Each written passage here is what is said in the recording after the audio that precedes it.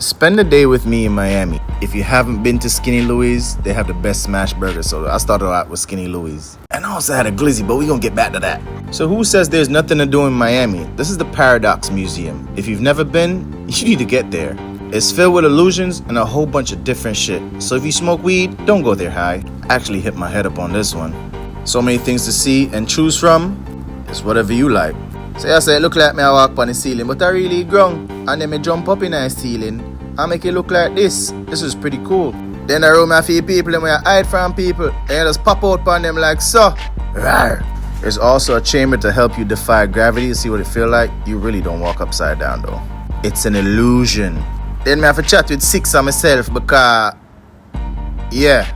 Then I go in a room with glass. I'm a book up in a glass again. Boop. Can't get too much. Went to the Naruto 88 Bistro. This is in Miami. Had some hot sake. I had to get fine as shit. And I found a Sneak Easy in Brickell. This is a hidden bar. You have to enter a code to get in. And as soon as you're in, boom, you're greeted by this guy. It's plenty about this place, but I got a cigar. Start off my night. And yes, you have to be properly dressed. Shout out to my bartender. Everywhere I go, I get an old fashioned. She gave me 3 cherries because she said 2 was bad luck. If you ain't been there, you need to go.